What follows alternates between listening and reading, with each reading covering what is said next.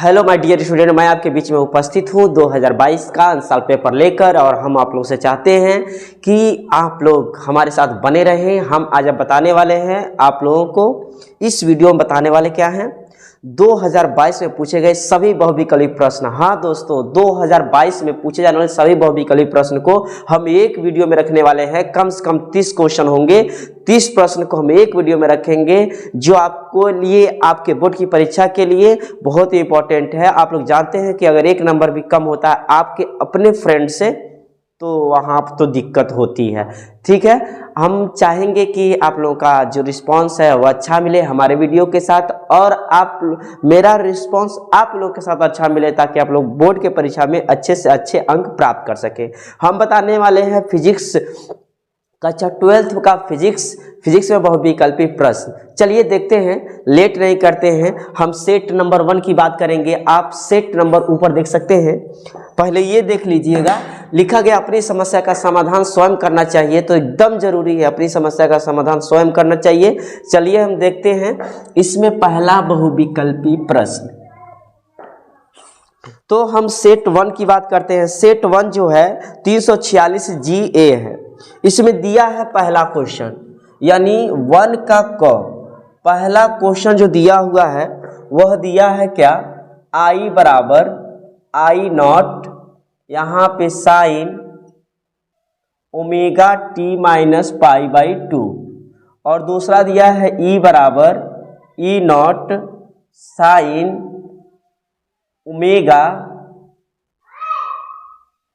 Omega into T. यहाँ आप देखिए ऑप्शन में क्या दिया हुआ है, P बराबर E0 I0 √2, ये पहला ऑप्शन है। दूसरा ऑप्शन है P बराबर E0 I0 अपान 2। तीसरा ऑप्शन है E0 I0 √2। चौथा ऑप्शन है P बराबर 0। अब हम कैसे जानेंगे इसमें कौन सा सही है? नहीं तो वैसे तो याद करना पड़ेगा। इसके लिए एक फार्मूला होता है। फार्मूला ये होता है आपका P बराबर होता है आपका E0 I0 अपान 2, यहाँ पे होता है साइन 2 ओमेगा टी। अब लोग बता दें 2 ओमेगा टी का वैल्यू हम सदैव 0 लेते हैं। तो यहाँ पे हो जाएगा P बराबर E0 I0 अपान 2 का समझे। यहाँ पर देखिए साइन 2 और 2 ओमेगा टी का वैल्यू कितना हो गया, 0। तो साइन 0 अंश का वैल्यू, अरे बोल दीपू साइन 0 अंश का वैल्यू कितना होता है? तो क्या तो कुछ पता नहीं रहता है, अब पता होना भी नहीं चाहिए। कितना हो पिटाओगे थेथरे नहीं यार, अपना काम करवे करोगे। तो यहाँ पर देखो P बराबर हो जाएगा E0 I0 अपान 2, और साइन 0 अंश का वैल्यू 0 होगा, तो P बराबर कितना हो जाएगा, 0। तो देखिए कौन सा ऑप्शन सही है भाई साहब, ऑप्शन नंबर जो है पहले का चौथा सही है। इस तरह हम पहले ऑप्शन को लगा दिए। हम क्या देख रहे हैं, सेट 1 346 GA। इसको हम मिटाते हैं, इसको हम मिटाएंगे। अब 1 का ख देखेंगे। हम केवल बहुविकल्पी प्रश्न अभी देख रहे हैं, हम सभी क्वेश्चन आपके सामने रखेंगे। यहाँ आप देखिए ख जो है, ख 0 केल्विन ताप पर शुद्ध अर्धचालक होता है। तो हम बता दें कि जो अर्धचालक होता है वह सामान्यतः कुचालक की तरह कार्य करता है, और जब ताप अर्धचालक को दिया जाता है तो वही अर्धचालक जो होता है वह चालक की तरह कार्य करने लगता है। अब का समझे, जो ताप है 0 केल्विन ताप है। 0 केल्विन ताप का मतलब उसका ताप, और इस पर जब 0 केल्विन ताप रहेगा तो वह विद्युत रोधी की तरह काम करेगा, यानी अचालक की तरह काम करेगा। यानी ऑप्शन नंबर ख का जो है वह क्या है, 2 है, विद्युत रोधी। ग वाला ऑप्शन देखते हैं हम। ग वाला ऑप्शन यहाँ पे दिया हुआ है कि भी इलेक्ट्रॉन वोल्ट वाले इलेक्ट्रॉन से संबंध डी ब्रोगली तरंगदैर्घ्य लगभग होगा। पहला क्या होता है आपका 12.27 √v, और ये हो जाएगा एगस्ट्रॉन। तो पहला यही होगा ऑप्शन सही, क्योंकि जब आप डी ब्रोगली तरंगदैर्घ्य पढ़ेंगे तो वहां पर जब निगमन कराया जाएगा तो यही आएगा, और यही आया होगा। लैम्डा बराबर 12.27। ठीक है, अंडर रूट भी और एगस्ट्रांग में होगा। 12.27 भी सही है, ठीक है ना यहाँ पर, यानी ऑप्शन नंबर 1 सही है। और घ जो ऑप्शन है, घ ये आपका ग था, यानी इसमें पहला सही ऑप्शन होगा। घ में जो है परमाणु के अंदर अल्फा कण किस बल के कारण परिगणित होता है, तो हम बता दें कि अल्फा कण किसी परमाणु के नाभिक तथा बाह्य कोश में उपस्थित इलेक्ट्रॉनों के बीच सदैव विद्युत आकर्षण बल लगता है, और विद्युत आकर्षण बल या विद्युत प्रतिकर्षण बल जो होता है वो कूलाम का नियम कहलाता है, जो कि हम लोग पहले लेसन में पढ़े हुए हैं। बात समझ में आई? तो कूलाम का नियम कहलाता है, यानी इसमें ऑप्शन नंबर जो 2 है कूलाम का नियम, यही क्या होगा आपका सही होगा, ठीक है। अब हम चौ की बात करते हैं, चौ का अंग का बात करते हैं। तो अंग में क्या है कि विद्युत चुंबकीय विकिरण स्पेक्ट्रम, विद्युत चुंबकीय विकिरण स्पेक्ट्रम में अवरक्त विकिरण का आवृत प्रास है, का है आवृत प्रास है, आवृत प्रास है। तो आवृत प्रास ये आपको याद करना होगा। इसमें ऑप्शन नंबर 2 होगा 3 × 10 से घात कितना 12 से 3 × 10 से घात कितना 14 हर्ट्ज तक होता है, ठीक है, यानी ऑप्शन नंबर 2 सही होगा। अगर हम चौ की बात करें, किसकी बात करें? चौ का। एक किरण पुंज वायु से जल में प्रवेश करती है, एक किरण पुंज वायु से जल में प्रवेश करती है, तो निम्नलिखित में से कौन सा अपरिवर्तित रहेगा, कौन सा क्या रहेगा? अपरिवर्तित रहेगा, ठीक है जी। तो यहाँ पर जो होगा पहला दिया है वेग, दूसरा दिया है आयाम, तीसरा दिया है तरंगदैर्घ्य, चौथा दिया है आवृत्ति। तो हम बता दें प्रकाश का वह घटक जो किसी भी परिस्थिति में किसी भी माध्यम में नहीं बदलता है वह आवृत्ति होती है, इसलिए ऑप्शन नंबर 4 जो होगा वह बिल्कुल राइट आंसर होगा। बात समझ में आई? ठीक है। इस तरह सेट 1 का 5 कह रहे हैं 6 बहुविकल्पी 5 सेट 1 का 6 बहुविकल्पी प्रश्न जो था वह आपका क्या हो गया? सॉल्व हो गया, हम देख लिए। अब हम सेट 2 की बात करेंगे जिसका नाम है 346 GB। आप लोग देख सकते हैं यहां पर पहला क्या है, सेट 2 का पहला यानी 1 का क जो है अर्धचालक में संयोजी बैंड एवं चालन बैंड के बीच वर्जित ऊर्जा अंतराल लगभग होता है, तो 1 इलेक्ट्रॉन वोल्ट होता है। कितना होता है? ऑप्शन नंबर 2 सही है, 1 इलेक्ट्रॉन वोल्ट, ठीक है। अब हम ख की बात करते हैं। ख में क्या है? देखिए 500 इलेक्ट्रॉन वोल्ट 5000 इलेक्ट्रॉन वोल्ट ऊर्जा वाले इलेक्ट्रॉन को द्विब्रोगली तरंगदैर्घ्य है। तो यहाँ पे जो दिया है गतिज ऊर्जा के बराबर, ये आपका आएगा कितना दिया हुआ है? गतिज ऊर्जा के बराबर दिया है कितना? 5000 इलेक्ट्रॉन वोल्ट। इसको हम पहले क्या करेंगे? जूल में बदल देंगे।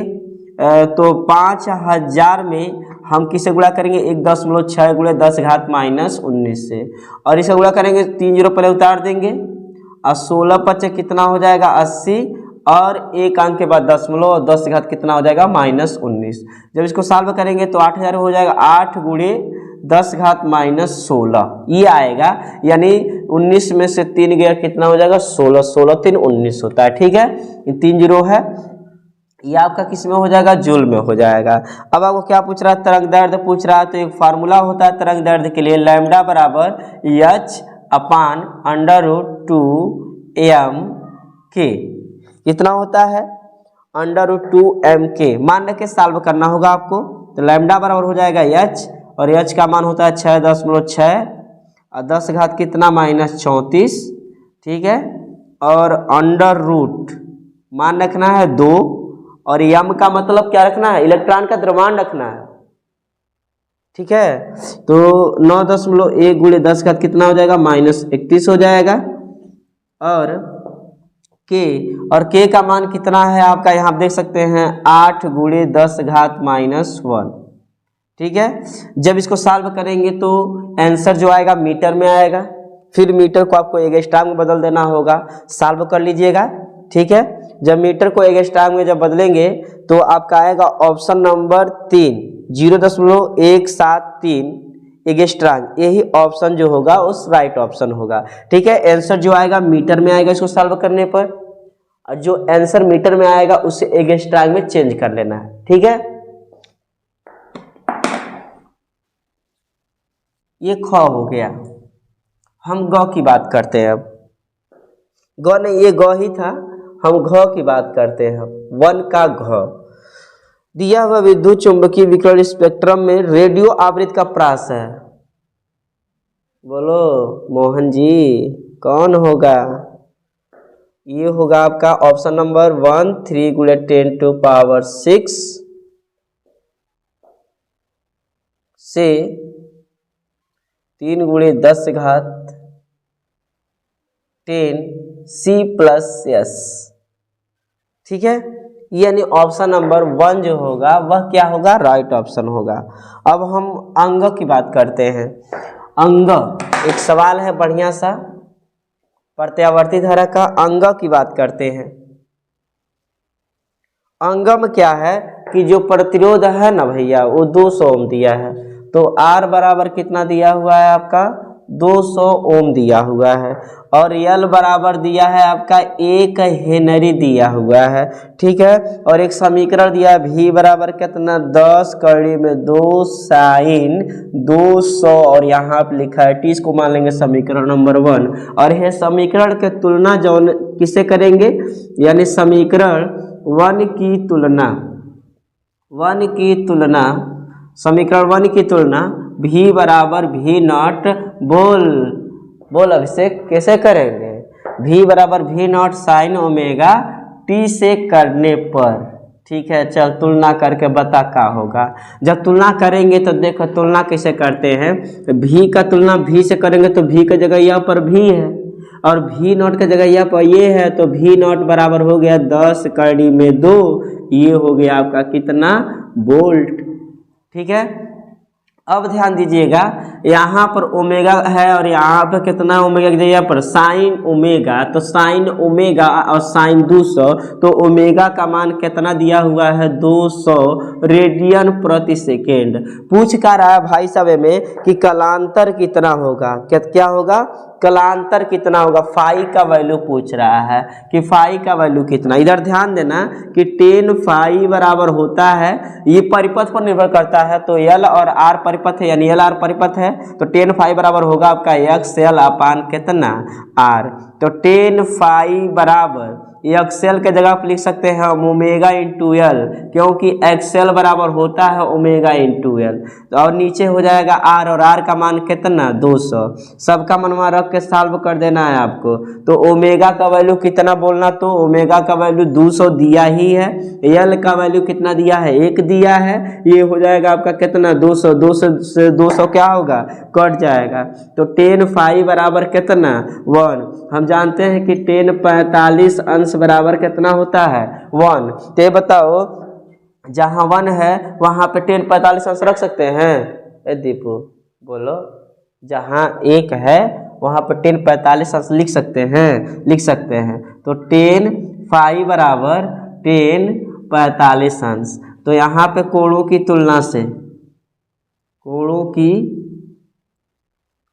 तुलना से तो फाई बराबर कितना? 45 अंश। अब जौन ऑप्शन में 45 अंश होगा वो राइट ऑप्शन होगा, तो option number 2 is right option, क्योंकि ऑप्शन नंबर 2 में जो है फाई का वैल्यू जो दिया हुआ है वह 45 डिग्री दिया हुआ है, यानी 45 अंश दिया हुआ है। अब यहाँ पे हम च की बात करते हैं, इसे हम मिटा देते हैं।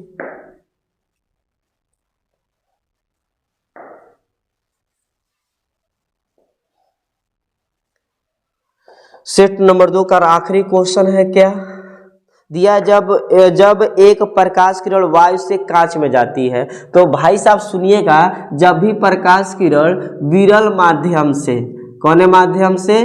विरल माध्यम से, जब भी प्रकाश किरण विरल माध्यम से सघन माध्यम में जाता है, किस में जाता है? सघन माध्यम में जाता है तो वेग में कमी होती है, तरंगदैर्ध्य में कमी होती है। तो बताओ जब प्रकाश किरण वायु से, तो वायु जो हो गया विरल माध्यम और कांच जो है सघन माध्यम, यानी प्रकाश जो है वह वायु से कांच में जा रही है। किस में जा रही है? कांच में। तो ये हो गया आपका विरल माध्यम और ये आपका हो गया सघन माध्यम। तो जब प्रकाश किरण विरल माध्यम से सघन माध्यम में जाती है तो वेग में कमी होती है, तरंगदैर्ध्य में कमी होती है। तो इसमें वेग तो नहीं दिया लेकिन लिखा है पहला ही ऑप्शन में तरंगदैर्ध्य कम हो जाता है। तो सही बात है, यानी तरंगदैर्ध्य कम हो जाता है, यानी पहला ऑप्शन क्या होगा? Is right option. अब हम सेट नंबर 3 की बात करेंगे। जिंदगी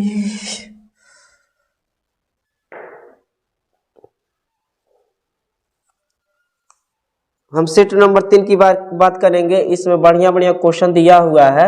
देखिए, दो बिंदु आवेश K1 परावर्तितांक वाले माध्यम में रखे गए हैं। दो बिंदु आवेश है। ये सेट नंबर 3 का पहले का कौन नंबर है?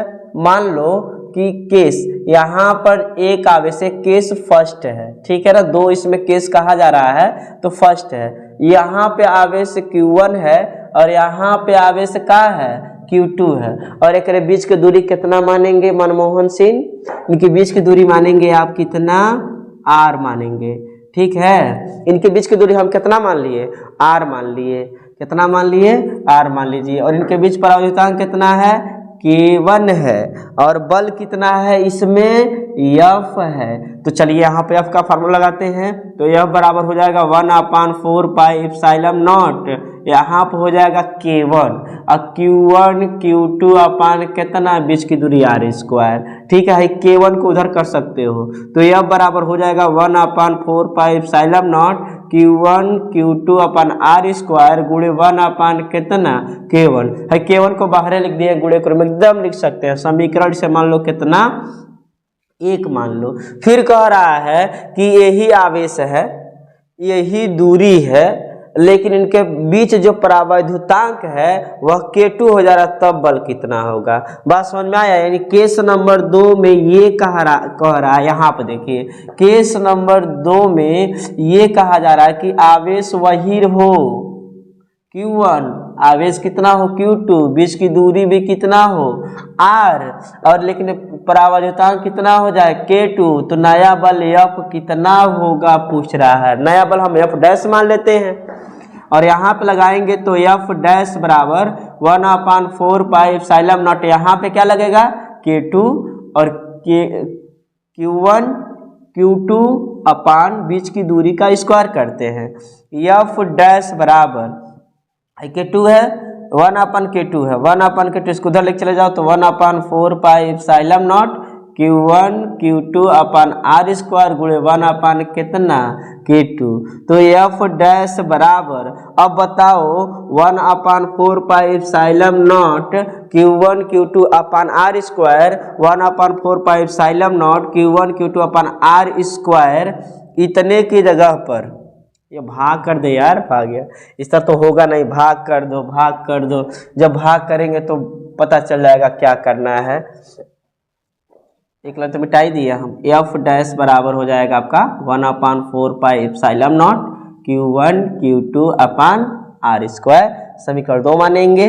समीकरण 1 भागा समीकरण 2 होगा। इससे इसे भाग कर रहे हैं, इससे इसे भाग कर रहे हैं, तो ये हो जाएगा आपका F, यहाँ पे कहाँ गया बाबू? 1/K2 आएगा ना गुणे क्रम में। ये K2 को बाहर कर दिया है बस, और कुछ नहीं। K2 चलो बाहर निकलो, आराम कर लो, ऐसे कहा गया है। तो आपको करना क्या है? इससे समाप्त तो F अपान कितना हो जाएगा? F'। अब देखो 1/4 पाई एप्सिलॉन नॉट से 1/4 पाई एप्सिलॉन नॉट कट जाएगा। Q1 Q2 अपन R² से Q1 Q2 अपन R² कट जाएगा। बचेगा कितना? 1/K1 भागा 1 कितना? K2 बचेगा। 1 कितना बचेगा? K2। तो F अपान कितना? F' बराबर, ये पलट जाएगा K2 1/K1, यहाँ पे क्या हो जाएगा? गुणा का चिन्ह, K2 हो जाएगा, नीचे कितना हो जाएगा? 1। अब यहाँ पे हो जाएगा F अपान एफ डैश बराबर K2 अपान कितना K1। इसका गुणा इसमें करेंगे तो हो जाएगा एफ डैश K1 और इसका गुणा इसमें कितना हो जाएगा एफ K1। ठीक है, एफ डैश K2 भैया, एफ डैश K2, तो एफ डैश बराबर कितना एफ K1 अपान कितना K2। अब जौने ऑप्शन में ये होगा K1 अपन K2 इंटू एफ, यही ऑप्शन इज राइट ऑप्शन होगा। बढ़िया सवाल है, पहले मिल गया। तो K1 upon K2 F, option number 3 is right option. Option 3 में ये चीज है, इसलिए ऑप्शन 3 क्या होगा, सही होगा। अब यहाँ पे हम ख की बात करते हैं। बढ़िया सवाल है भैया, 1 नंबर लाने के लिए इतना मेहनत करना पड़ेगा, कुछ ज्यादा मेहनत लग रहा है। इसको हम मिटा देते हैं।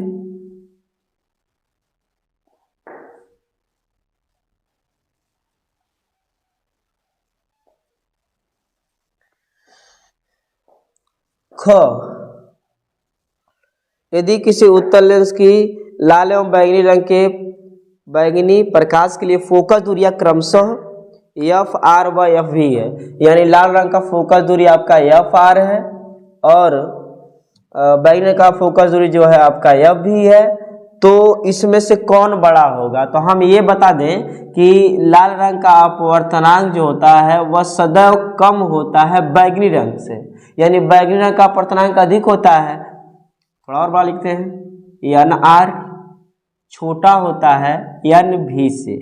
इसमें सदैव जो होता है बैंगनी रंग का अपवर्तनांक जो होता है वह क्या होता है, अधिक होता है, और लाल रंग का अपवर्तनांक कम होता है। तो जिस रंग का अपवर्तनांक कम होता है उसकी फोकस दूरी जो होती है कम होती है। तो ध्यान दीजिए, बैंगनी रंग का अपवर्तनांक, इसका अपवर्तनांक जो होता है अधिक होता है और इसका अपवर्तनांक जो होता है वह बैंगनी रंग से कम होता है। तो जिसकी अपवर्तनांक कम होता है उसकी फोकस दूरी जो होती है, फोकस दूरी, इसकी फोकस दूरी जो होती है वह अधिक होती है और इसकी फोकस दूरी जो होगी वह क्या होगी, कम होती है, फोकस दूरी। तो ध्यान दीजिए, जिस रंग का अपवर्तनांक कम होता है उसकी फोकस दूरी अधिक होती है। तो इसकी फोकस दूरी एफ आर और इसकी फोकस दूरी एफ भी, इसका मतलब ये अधिक है और ये कम है। फोकस दूरी क्या है, कम है। इसका मतलब F R greater than F भी, यानी एफ आर जो है एफ भी से क्या होगा, बड़ा होगा। स्मॉल में लिखेंगे आप, F R greater than F भी, किसी न किसी ऑप्शन में होगा। ये ऑप्शन नंबर 2 में है, उस ऑप्शन नंबर 2 में ऐसे लिखा है एफ भी लेस देन एफ आर। इसका और इसका दोनों का मतलब एक ही है कि एफ आर जो बड़ा है एफ बी से बड़ा है, एफ आर जो बड़ा है वह एफ बी से बड़ा है। तो इसमें क्या सीखने वाली चीज थी कि जिस रंग का अपवर्तनांक कम होता है उसकी फोकस दूरी अधिक होती है और जिसकी अपवर्तनांक अधिक होता है उसकी फोकस दूरी कम होती है। क्लियर है। इसका अपोजिट भी सीख सकते हैं, जिसकी फोकस दूरी अधिक होगी उसका अपवर्तनांक कम होगा, जिसकी फोकस दूरी कम होगी उसका अपवर्तनांक क्या होगा, ज्यादा होगा। क्वेश्चन ऐसे ही बन सकता है। ठीक है, चलिए अब यहां पर हम गौ की बात करते हैं। देखो, विद्युत चुंबकीय तरंगों के वैद्युत क्षेत्र एवं चुंबकीय क्षेत्र सदिशों में कलांतर होता है π/2 90 अंश। याद कर लीजिएगा, चुंबकीय क्षेत्र, चुंबकीय वैद्युत चुंबकीय तरंगों के वैद्युत एवं चुंबकीय क्षेत्र सदिशों में कलांतर होता है। कलांतर कितना होता है, π/2 का, यानी 90 अंश का। अब यहाँ पे घ दिया है, ठीक है, घ दिया हुआ है, तो यहाँ पे दिया है 2000, तो आवश्यक, तो यहाँ पे λ1 का जो मान जो छोटा होगा उसे λ1 मानेंगे, यानी 1000 एंगस्ट्रॉम दिया हुआ है। λ2 का वैल्यू जो दिया हुआ है आपका, वो आपका दिया है 2000 एंगस्ट्रॉम दिया हुआ है। ये बढ़िया सा क्वेश्चन, इसको लगाना पड़ेगा। एंगस्ट्रॉम को मीटर में बदल दो तो इसमें 10⁻⁻10 से गुणा कराओगे तो आएगा आपका 10⁻⁻7 मीटर। इसको जब चेंज करोगे तो आएगा 2000 में कैसे गुणा करोगे, 10⁻−10 से, तो यह आएगा आपका 2 × 10⁻ कितना -7 मीटर आएगा। 3 जीरो इसमें से घट जाएगा। क्या पूछ रहा है इलेक्ट्रॉनों की गतिज ऊर्जा के पूछ रहा है, तो के बराबर या ई के बराबर होता है एच सी 1/λ1 - 1/λ2 होता है। तो यहाँ पर के का मान पूछा जा रहा है, तो एच का मान होता है 6.6 10⁻⁻34 और सी का वैल्यू 3 × 10⁸ होता है। यहाँ पर 1/λ1 का मान 10 कितना होगा -7 होगा, -1/λ2 और λ2 का वैल्यू कितना होगा 2 × 10⁻⁻7 होगा। यहाँ पे ऐसे कर देंगे तो के बराबर ये गुणा करेंगे 6 × 3 = 18 के 8 और 6 × 3 = 18 1 19 19.8 और -34 में 60 घटाएंगे तो बचेगा आपका -26।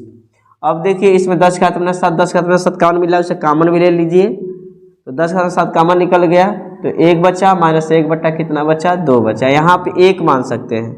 तो के बराबर 19 दशमलव कितना हो जाएगा 8 10 कितना हो जाएगा -26 और 10⁻⁻7 नीचे से ऊपर लेके जाओ कितना हो जाएगा +7। अब त्रियक गुणा कर देंगे, 2 का गुणा 1 में करेंगे तो 2 होगा, फिर माइनस लगाएंगे 1 × 1 में करेंगे तो 1 होगा, नीचे कितना हो जाएगा आपका 2 हो जाएगा। अब आगे क्या करना है आपको 19 दशमलव हो गया 8, इन दोनों का बेस बराबर है 1 लिखेंगे और -26 में 7 घटाएंगे कितना बचेगा -19 बचेगा, और 2 में से 1 घटाइए तो कितना बचेगा 1, नीचे कितना हो जाएगा 2 हो जाएगा। ये अब यहाँ पे आगे क्या करना है 2 से 19.8 में भाग कर दीजिए, ये कट जाएगा आपका 2 9 कितना हो जाएगा 18, फिर 2 9 कितना हो जाएगा 9.9 आएगा और 10 कितना हो जाएगा -19, ये आपका जूल में आएगा। लेकिन आंसर जो दिया है वह जूल में नहीं दिया है, वह आपका इलेक्ट्रॉन वोल्ट में दिया हुआ है, तो इलेक्ट्रॉन वोल्ट में इसको चेंज करना होगा। तो इलेक्ट्रॉन जूल को इलेक्ट्रॉन वोल्ट में जब चेंज करेंगे, अब इतने देखिए ना कभी कभी लड़कियां पढ़ती हैं सब तो यो बताना पड़ता है कि 2 में से 1 जाएगा, है तरफ रहेगा ना तो कंफ्यूज हो जाएंगे सब करना क्या है, 2 में से 1 जाएगा तो 1 होगा, बायो वाले लोग जूल होगा।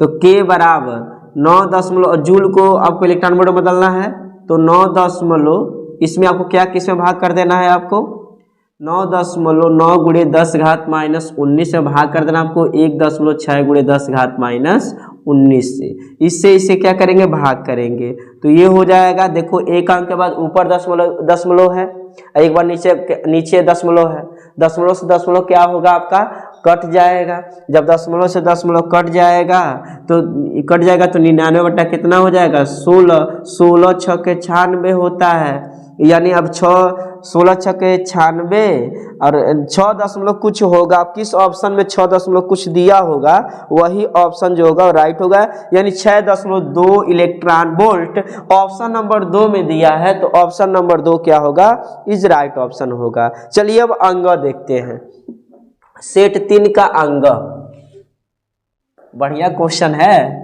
इतना मेहनत करना पड़ेगा आपको 1 नंबर लाने के लिए, और आप लोग सो रहे हो परीक्षा के टाइम में, नींद लग रही है, क्यों अभी चैन नहीं उड़ा है क्या भैया? सोइए सोइए, इंटरेस्ट लीजिए, मोबाइल चलाइए, व्हाट्सएप चलाइए, हम तो पागल है ना जो आप लोग के बीच में मेहनत करते रहते हैं, आप ही लोग बुद्धिमान हैं।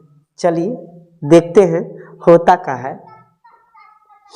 यहाँ पे अंग जो है, अंग जो प्रश्न दिया हुआ है, अंग जो दिया हुआ है, एल लंबाई के तार में आई एम्पियर की धारा प्रवाहित हो रही है तथा तार बी वेबर प्रति मीटर स्क्वायर चुंबकीय क्षेत्र में 30 अंश पर झुका हुआ है, यानी एक समान चुंबकीय क्षेत्र है जिसमें कोई चालक तार रखा गया है। इस चालक तार की लंबाई कितनी है आपकी यल है, चालक तार की लंबाई कितनी है यल है, और ये थीटा कोण पे रखा गया है, और इस चालक तार में धारा कितना बह रही है आई बह रही है। फिर आगे कह रहा है 30 अंश के कोण पर, थीटा का मान कितना दिया 30 अंश के कोण पर, ठीक है जी 30 अंश। तो यहाँ पर चुंबकीय बल निकाल, तो यह बराबर यहाँ पर लगेगा आई बी एल साइन थीटा, तो यहाँ पर आई का वैल्यू रखेंगे आई, बी के जगह पर बी, एल के जगह पर एल। भाई कोनो अंकों का नहीं दिया, बस इसीलिए तनिया से कठिन हो जाता है। बच्चे सोचते हैं सब कि एल का मनवा दिया काहे नहीं है, 2 सेमी 4 सेमी होना चाहिए, हुआ क्यों नहीं है। आई का मान 5 एम्पियर 6 एम्पियर 10 एम्पियर 20 एम्पियर होना चाहिए, क्यों नहीं हुआ है। तो घर का नहीं है भाई साहब, जैसे क्वेश्चन बना के देगा वैसे ही लगाना होगा। तो यहाँ पे साइन थीटा, और साइन थीटा का मतलब कितना 30 अंश, तो आई बी एल साइन 30 अंश का मान कितना होगा 1/2 होगा। आई बी एल नीचे कितना लिख सकते हो 2, तो जौन ऑप्शन में ये होगा वह ना सही होगा। कौन ऑप्शन में है, option number 2, option number 2 is right option. ठीक है, अगर हम चौ की बात करते हैं, चौ जो है मौखिक ही हो जाएगा आपका। दिया हुआ है कि 6 वोल्ट विद्युत वाहक बल के 3 सेलों को समांतर क्रम में जोड़ा गया है, संयोजन का विद्युत वाहक बल क्या होगा। तो देखिए भाई साहब, समांतर क्रम में कितना ही वोल्टेज जोड़ा गया हो सब जगह समान्य होगा। ठीक है ना, तो 6 वोल्ट दिया तो 6 वोल्ट होगा। समांतर क्रम में क्या समान होता है, वोल्टेज समान होता है, चाहे वह विद्युत वाहक वोल्टेज हो, चाहे सिंपल वोल्टेज हो, चाहे सेल का वोल्टेज हो, यानी वोल्टेज जो होता है वो समान होता है। तो ऑप्शन नंबर इसमें कौन होगा, चौथा इज राइट ऑप्शन। अब हम सेट 4 की बात करेंगे। सेट 4 वही 346 जीडी है। तो इसमें क्या है, इसमें क्या है, पहला क्वेश्चन का जो कह रहा है कि बराबर द्रव्यमान के गोलों ए तथा बी को क्रमशः प्लस क्यू माइनस क्यू आवेश दिया गया है। देखिएगा कि गोला ए को प्लस क्यू आवेश दिया गया और गोला बी को माइनस क्यू आवेश दिया गया। हम मान लेते हैं कि गोला ए का द्रव्यमान जो है ma है और गोला बी का द्रव्यमान कितना है आपका mb है। इस समय mb का ट्रेंडिंग चल रहा है, तनिके खत्म हुआ, रिचार्ज कराना पड़ता है। तो ये अब यही बताना है कि इसमें किसका द्रव्यमान अधिक है। तो देखिए भाई साहब, इसको प्लस आवेश दिया गया है ना, इसका मतलब इसका द्रव्यमान कम है, इसका मतलब इलेक्ट्रॉन त्याग रहा है। जब इलेक्ट्रॉन त्याग रहा है तो पर प्लस आवेश उत्पन्न आ जा रहा है, और इलेक्ट्रॉन ग्रहण कर रहा है इसलिए इस पर माइनस आवेश आ जा रहा है। जब ये इलेक्ट्रॉन त्याग रहा है इसलिए इस पे आवेश जो होगा वह ma होगा, ma जो होगा वह कम होगा, और इलेक्ट्रॉन ग्रहण कर रहा है तो उसका आवेश, उसका द्रव्यमान क्या होगा, अधिक होगा। यानी कहने का मतलब यह है साफ साफ शब्दों में कि कोई भी परमाणु जब इलेक्ट्रॉन ग्रहण करता है तो उसका द्रव्यमान बढ़ जाता है, और जब कोई भी परमाणु इलेक्ट्रॉन त्यागता है तो उसका द्रव्यमान कम हो जाता है। तो देखिएगा ग्रहण किया इसलिए mb जो होगा वह ग्रेटर देन होगा किससे, ma से। ये पहला लग गया।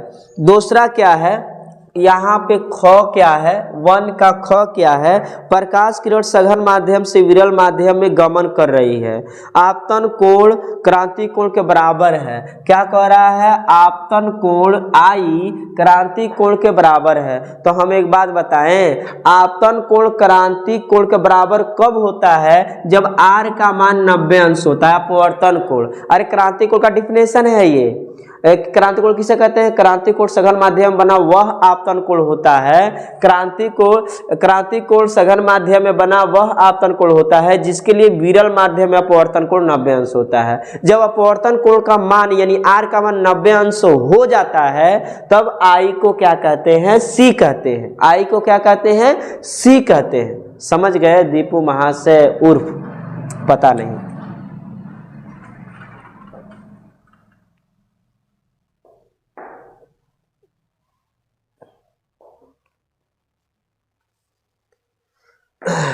ग हाइड्रोजन परमाणु के वर्ण क्रम में प्राप्त पाषाण श्रेणी की वर्ण रेखाओं का न्यूनतम तरंग दैर्ध्य होगा। तो न्यूनतम तरंग दैर्ध्य जो है वह अंतिम रेखा का होता है। ये हम 2 दिन पहले अपने SBS कॉलेज में बताए भी थे कि कैसे निकालेंगे। तो यहाँ पर लाइमन क्या पाषाण श्रेणी है, तो यहाँ पर पाषाण श्रेणी के लिए, पाषाण श्रेणी के लिए ठीक है, n1 का मान जो होता है वह 3 होता है, लाइमन बामर पाषाण, और n2 का मान जो होता है वह कितना होता है आपका 4 होता है, 5 होता है, कितना होता है अनंत तक। तो अंतिम रेखा का तरंग दैर्ध्य यहाँ पे हमको निकालना है और अंतिम रेखा के लिए n1 का मान जो होगा वो 3 लेंगे, फिक्स है, और n2 का मान अंतिम रेखा के लिए अनंत लेंगे। तो यहाँ पर फार्मूला होता है 1/λ बराबर r 1/n1 का स्क्वायर माइनस 1/n2 का स्क्वायर। तो यहाँ पर हो जाएगा 1/λ और यह हो गया r, 1/n1 का स्क्वायर, n1 का मतलब 3 का स्क्वायर, 1/n2 का मतलब अनंत का स्क्वायर। तो 1/λ बराबर हो जाएगा r 1/3 का वर्ग 9 और ये हो जाएगा 0। तो 1/λ हो जाएगा r, ब्रैकेट में बचेगा 1/9। तो ये हो जाएगा कितना आपका 1/λ बराबर r बट्टा कितना 9। पलटी मार दीजिए, लैम्डा ऊपर 1 नीचे, ये भी पलट जाएगा, 9 ऊपर r नीचे, तो लैम्डा बराबर हो जाएगा 9 बट्टा कितना r। तो अंतिम रेखा के लिए तरंग दैर्ध्य जो होता है वह न्यूनतम होता है और न्यूनतम होता है 9 बट्टा r। कौन है ऑप्शन में है? ऑप्शन नंबर 1 में है, इसलिए ऑप्शन 1 जो है वह राइट ऑप्शन है। ठीक है, अब हम घ की बात करते हैं, इसको मिटा देते हैं।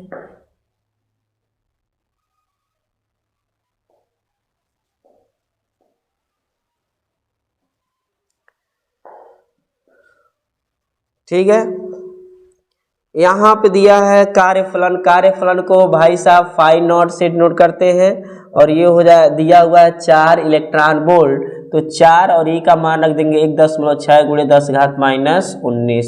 ये 16 चौको होता है 64, 6.4 गुणे 10 घात माइनस 19, ये आपका हो जाएगा जूल। ठीक है, अब इसमें निकालना क्या है? तरंग दैर्ध्य निकालना है। तो यहाँ पर ये फार्मूला होता है लैम्डा बराबर hc/φ नॉट।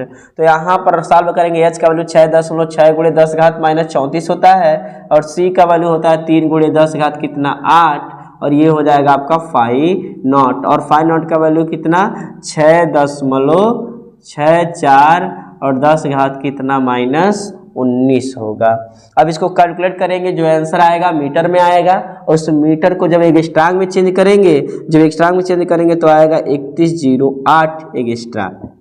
इसलिए ऑप्शन नंबर 2 नहीं, option number 3 is right option. ठीक है, इसको सॉल्व करिएगा, तो सॉल्व करेंगे तो मीटर में आएगा आंसर और उस मीटर को आपको क्या करना है, एंगस्ट्राम में चेंज कर देना है। ठीक है, अब चलिए इसमें अंगा देखते हैं। अंगा बहुत इजी है, केवल चुंबकीय क्षेत्र ए और बी में सदिश मतलब सदिश गुण पूछ रहा है। विद्युत चुंबकीय तरंग के विद्युत एवं चुंबकीय क्षेत्र सदिश क्रमशः ई एवं बी है। तो ई एवं बी है, तो इसमें सदिश स्वरूप बना संचरण की दिशा प्रदर्शित होती है ई इंटू बी, यानी यहाँ पे क्रॉस लगा सकते हैं ए इंटू बी द्वारा। ठीक है ना, बी इंटू ई द्वारा नहीं। अगर यहाँ पर vector b cross vector e लिख रहे हैं तो इस यह क्या है आपका गलत है। तो ये ऑप्शन नंबर जो है वह आपका चौथा क्या है, सही है। तो चौथा क्या होगा, सही होगा। अब यहाँ पर हम चौ की बात करते हैं। समूह यहाँ पर आवेश की एक समान चुंबकीय क्षेत्र बी के समांतर प्रवेश कर, जब भी कण चुंबकीय क्षेत्र के समांतर प्रवेश करता है तो उस समय थीटा का मान 0 अंश लेते हैं। कब 0 अंश लेते हैं, जब कण चुंबकीय क्षेत्र के समांतर प्रवेश करता है तो उस समय थीटा का मान 0 अंश होता है। आवेश Q है, चुंबकीय क्षेत्र B है, भी है, तो आवेश पर लगने वाला बल कितना होगा। ठीक है, आवेश Q है, चुंबकीय क्षेत्र B है, केवल वैल्यू रखना है। तो F बराबर होगा QVB साइन थीटा। तो यहाँ पर Q, यहाँ पे V, यहाँ पे B, साइन थीटा का मतलब 0 अंश। तो QVB साइन 0 अंश का वैल्यू 0, तो पूरा हो जाएगा 0। तो कौन सा ऑप्शन सही है, option number 3 is right option. ठीक है, इस तरह हम सेट 4 तक लगा दिए हैं। एक सेट और देखेंगे, सेट नंबर 5 क्या है।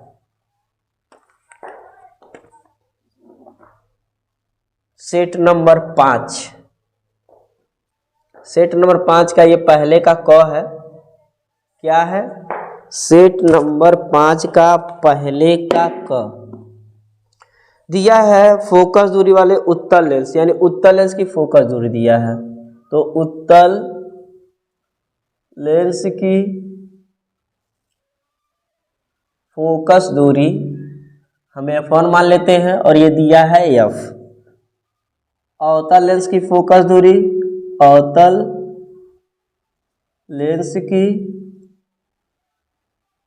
फोकस दूरी f2 और f2 का मान दिया हुआ है 2f, हम f2 मान लिए हैं लेकिन ये माइनस में होगा। तो इसमें संयुक्त लेंस की फोकस दूरी पूछ रहा है, तो संयुक्त लेंस की फोकस दूरी, ठीक है, संयुक्त लेंस की फोकस दूरी होगी, संयुक्त फोकस दूरी हम एफ डैश मान लेते हैं, ये निकालना है चूंकि जानते हैं कि 1/f बराबर होता है, ठीक है। तो यहाँ पे एफ डैश मानते हैं 1/f1 प्लस 1/f2 होता है। तो 1/f डैश बराबर 1/f1 का मतलब f, 1/f2 का मतलब -2f। तो 1/f डैश बराबर 1/f1, ये 1/f प्लस तो -1 कितना हो जाएगा आपका 2f। तो 1/f डैश बराबर इसका गुणा इसमें करेंगे 2f और इसका गुणा इसमें करेंगे तो f, नीचे हो जाएगा गुणा कर दी तिर्यक f गुणे कितना 2f। 1/f डैश बराबर 2f में से f घटाओ कितना बचेगा f, नीचे हो जाएगा f गुणे कितना 2f, f से f क्या होगा कट जाएगा। तो यहाँ पर होगा आपका 1/f डैश और ये बचेगा 1/ कितना 2f, f डैश गुणा 1 में करेंगे तो f डैश और इसका गुणा इसमें करेंगे कितना हो जाएगा 2f। तो 2f जिस ऑप्शन में होगा वह ऑप्शन सही होगा। तो ऑप्शन नंबर 2 में दिया है 2f प्लस 2f, तो प्लस 2f ही है, तो ऑप्शन नंबर 2 सही होगा। ख जो है वह क्या कर रहा है, प्रकाश विद्युत प्रभाव के प्रयोग में आपतित प्रकाश की आवृत्ति भी तथा निरोधी विभव भी के बीच ग्राफ होता है, तो E/H होता है। देखिए आपतित प्रकाश की आवृत्ति व निरोधी विभव भी नॉट में ग्राफ जो होता है वह उसका जो ढलान होता है वह E/H होता है, इसे याद कर लीजिएगा, ठीक है। अब यहाँ पर हम ग की बात करते हैं। ग जो क्या है दिया है, पीएन संधि डायोड में कौन अग्र अभिनत है। तो देखो पीएन संधि डायोड में 2 क्षेत्र होते हैं, एक पी क्षेत्र होता है और एक एन क्षेत्र होते हैं। एक पी क्षेत्र होता है और एक क्या होता है आपका एन क्षेत्र होता है। जब ये धन सिरा से जुड़ा होगा, ये पी क्षेत्र धन सिरा से जुड़ा हो और एन क्षेत्र ऋण सिरा से जुड़ा हो तो अग्र अभिनत होगा। पी क्षेत्र धन सिरा से, एन क्षेत्र ऋण सिरा से, तो क्या होगा आपका अग्र अभिनति होगा। क्या होगा अग्र अभिनति, अभिनति। और अगर एक केस फर्स्ट बनता है, ठीक है, केस 2 क्या हो सकता है, यदि पी क्षेत्र किससे जुड़ा हो ऋण सिरा से और एन क्षेत्र किससे जुड़ा हो धन सिरा से, तो ये उत्क्रम अभिनत बनता है। क्या बनता है उत्क्रम अभिनति बनता है, ठीक है, उत्क्रम अभिनत बनता है। तो यहाँ पर ध्यान देना है कि 4 ऑप्शन है, चारों ऑप्शन में से कौन, 4 ऑप्शन में से कौन, इधर देखिए चाहे किधर भी देखिए, कौन सा जो है किस ऑप्शन में पी क्षेत्र जो है धन से जुड़ा हुआ है और एन क्षेत्र जो है वह ऋण से जुड़ा हुआ है। ऑप्शन देख सकते हैं, पहला जो है एन क्षेत्र ऋण सिरे से जुड़ा हुआ है, पहला ऑप्शन ही देखिए, एन क्षेत्र जो है ऋण सिरे से जुड़ा हुआ है और पी क्षेत्र जो है वह धन सिरे से जुड़ा हुआ है। यानी एन क्षेत्र जब ऋण सिरे से जुड़ गया तो पी क्षेत्र धन सिरे से ही जुड़ेगा, तो पहला ही अग्र अभिनति है। दूसरा क्यों नहीं होगा, दूसरा में पी क्षेत्र जो है -10 वोल्ट से जोड़ा गया है और -10 वोल्ट से जोड़ेंगे तो उत्क्रम अभिनति हो जाएगा। तीसरा जो है उसमें भी जो पी क्षेत्र है वह -5 वोल्ट से जुड़ा हुआ है, तो -5 वोल्ट से माइनस और जुड़ा गया तो उत्क्रम अभिनति होगा, इसलिए ऑप्शन जो होगा 1 सही होगा। चलिए हम देखते हैं अब घ।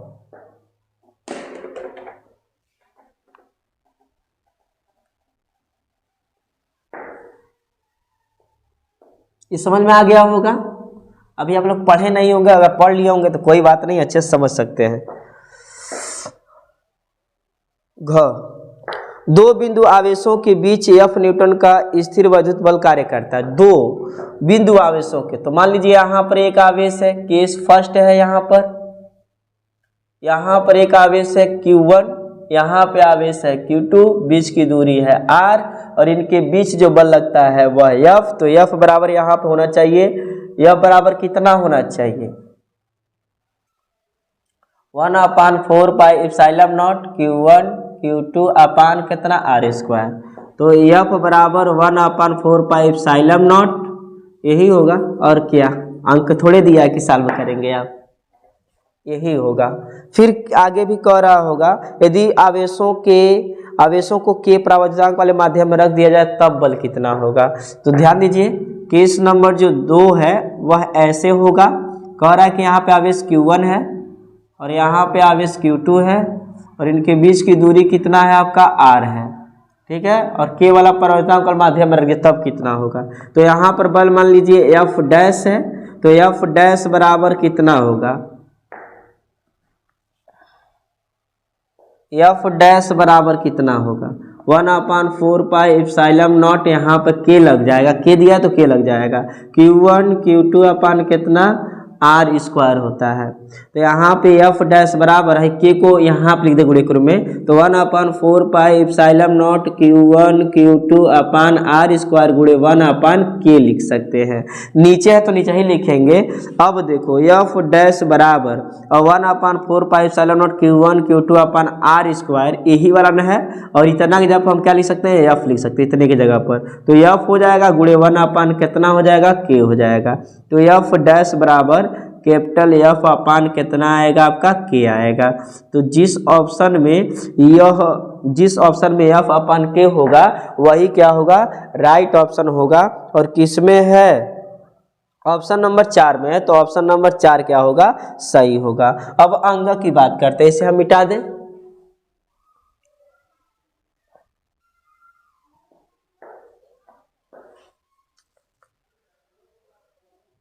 अंग की बात करते हैं, यल लंबाई के तार को वृत्ताकार कुंडली में मोड़ा गया है। कुंडली में विद्युत धारा I प्रवाहित करने पर केंद्र पर उत्पन्न चुंबकीय क्षेत्र, तो कुंडली के केंद्र पर चुंबकीय क्षेत्र, कुंडली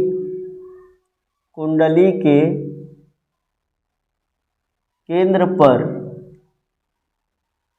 चुंबकीय क्षेत्र, कुंडली के केंद्र पर चुंबकीय क्षेत्र जो होता है वह कितना होता है B बराबर होता है μ0/2 और I अपान R होता है। लेकिन हम दूर दूर देख रहे हैं 4 ऑप्शन है, किसी ऑप्शन में नहीं दिया। पहला ऑप्शन में दिया है μ0 पाई I अपान L, दूसरा ऑप्शन में दिया है 2 μ0 pi into I upon L, तीसरा ऑप्शन है μ0 I अपान कितना 2L, चौथा ऑप्शन है μ0 पाई I अपान कितना 2L।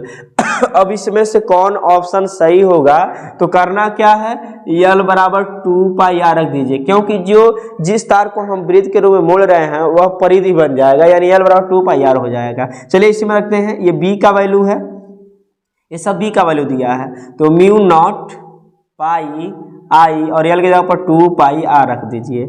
यहाँ पाई से पाई कट जाएगा तो B बराबर बचेगा कितना μ0/2 I अपान R। अरे बाप रे बाप, ये तो पहला ऑप्शन सही है।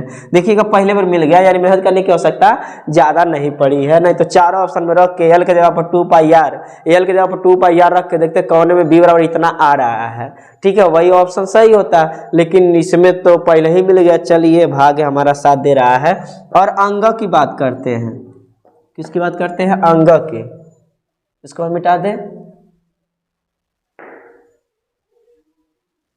अंग की बात करते हैं तो अंग आप लोग याद कर लीजिएगा, ऑप्शन नंबर 4 सही होगा, λ3 λ1 व λ2। तो दिया हुआ यदि λ1 λ2 तथा λ3 क्रमशः दृश्य प्रकाश एक्स किरणें तथा सूक्ष्म तरंगों की तरंगदैर्घ्य निरूपित करती हैं, तो इसमें से कौन बड़ा होगा। तो सबसे पहले जो दृश्य किरणें होती हैं उनका तरंगदैर्घ्य सबसे अधिक होता है, नहीं नहीं नहीं, जो सूक्ष्म तरंगे होती हैं उनका तरंग दैर्ध्य सबसे अधिक होता है, इसलिए λ3 का मान जो है वो सबसे अधिक है, इसलिए ऑप्शन नंबर 4 सही होगा। आप लोग देख लीजिएगा। और अब इसी तरह पूरा बहुविकल्पी हम एक सेट में ला दिए। इसी तरह हम जो ये जितने भी क्वेश्चन पढ़े हैं वह खंड अ है, ठीक है ना। अब हम 2022 में जितने भी खंड ब के प्रश्न पूछे गए हैं वह प्रश्न आपके सामने रखेंगे। खंड ब के प्रश्न एक साथ कॉपी बनाते ले चलिए, या ये हो सकता है कि हम एक एक सेट तैयार कराएं, उस तरह दिक्कत होगा, उस तरह हमको बहुत समय लगेगा। इस तरह एक एक वीडियो में अगर सॉल्व कर रहे हैं तो जितना वर्ग है उतना खंड होगा। जो लॉन्ग क्वेश्चन होगा उसको हम कम से कम 10-15 वीडियो में मतलब लॉन्ग क्वेश्चन को रखेंगे। First physics and second physics का पूरा लॉन्ग क्वेश्चन केवल 10 वीडियो में होगा, जो 30-30, 40-40 मिनट का होगा, जो आप लोग के लिए बेहद ही लाभदायक होने वाला है। और हम ऐसा करके रहेंगे और आप लोग से उम्मीद लगाएंगे कि आप लोग अच्छे से पढ़ेंगे और अच्छा से अच्छा नंबर लाएंगे, अपने माता पिता का नाम रोशन करेंगे और साथ साथ मेरा भी नाम तो रोशन होगा ही। जय हिंद।